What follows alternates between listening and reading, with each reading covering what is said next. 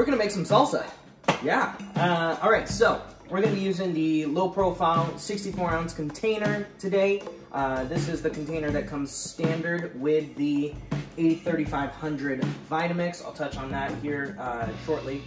If you guys like our videos, you want me to keep making more of them, give us a thumbs up. We'll keep making more.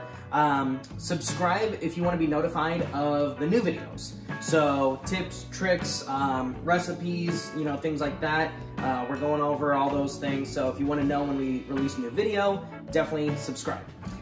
Today we're going to do some really simple salsa. So you can see I don't have anything complicated. This is kind of the base to, as is, it's really good. But it's also kind of the base of like a pineapple or mango salsa, or if you want to add avocado, or I've even added shrimp to this, and it kind of makes like a ceviche, and it's just great every single time. But nothing complicated. So we have about a eighth of or about a sixth of an onion. We got a few Roma tomatoes, some cilantro, fresh lime, and some taco seasoning, and of course some chips to serve it up.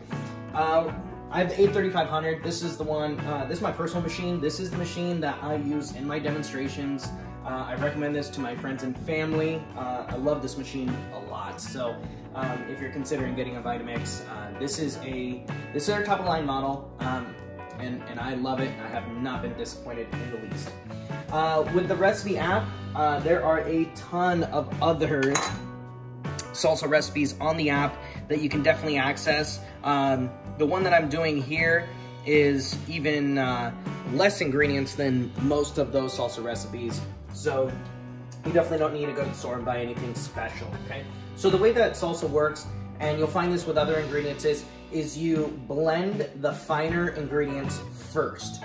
So we're gonna mince up the cilantro first, and then we're gonna kind of work our way backwards. So to go cilantro, onion, and then tomatoes, because that's gonna be the chunkiest thing. We're gonna finish it off with the taco seasoning, a little salt, pepper, and you're good to go. All right, so first thing is we're gonna put in that cilantro. Kind of a trick is where you put your tamper stick in the lid, right there, is where you're actually gonna drop the cilantro in, okay? So go ahead and turn the dial, turn the screensaver off. And to mince, we're gonna use speed number a little bit higher, medium speed, maybe like 5 or 6, right in there. And we're just gonna turn that baby on. Okay. So what I'm gonna do is I'm just gonna drop that in through the top. And you'll see it just minces it right up for me perfectly.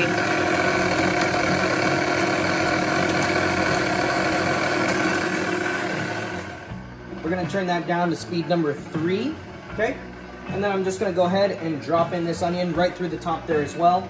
Now, if you don't wanna cover it with your hand, you know, you don't wanna get onion on the bottom of your hand, use a little cap there, and you'll see I'm just gonna drop that in, put the cap on. Yeah, now we got nice chunks of cilantro, okay?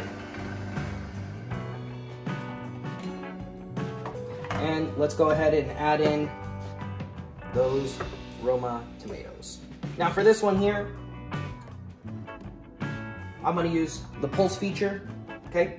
Woo, those onions, oh my gosh. Wowie. This is actually one of the reasons why I do like chopping onions in a Vitamix is, you know, yeah, you know, you might get a little bit of tears after you pop open that lid, but at least your hands don't smell like onions, you know, through the rest of the evening. Couple shakes on this. There we go. Okay.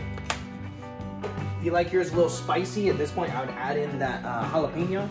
I'm gonna put in some pepper, a little bit of salt,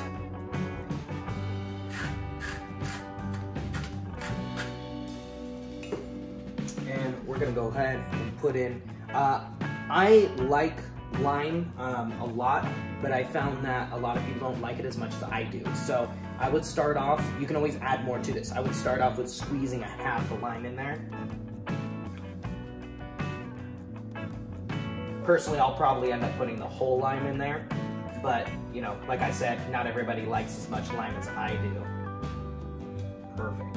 Okay, so what we're gonna do at this point here is we're just gonna leave this at a low speed Okay, I'm gonna use speed number 2. So as you can see, I've worked backward from a higher speed to a lower speed depending on how fine I want these ingredients. And I'm just gonna use that pulse feature there, and we're just gonna chop it up using that. So what's happening right now is it's basically chopping, then settling, chopping, then settling. So this way those large chunks can get back down to the bottom. Oh, that's awesome, look at that.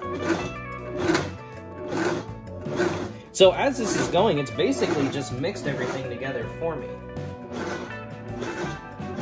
Oh, perfect.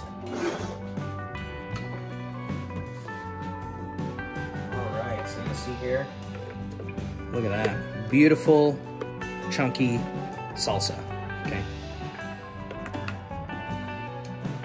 I also recommend to get some of these spatulas. These are the plastic spatulas.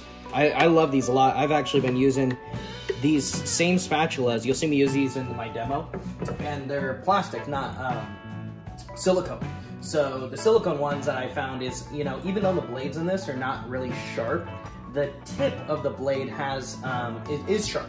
So as you're moving things around and scooping things out, I find that sometimes the silicones will start to get kind of gnarled up and they don't look as good, and then you'll have to replace them obviously. But the plastic ones, they hold up really well. I think I've had the same spatulas for my demonstration for like 3 or 4 years, and they've worked just fantastic. So there you go. Beautiful, simple, homemade chunky salsa. Like I said, you can doll this up however you want. Shrimp, avocado, add in some mango, some pineapple. Really, jalapeno would be great in this as well. And then you're ready to go. All right, you guys, good luck. Cheers. Get this salsa. Quality control, right?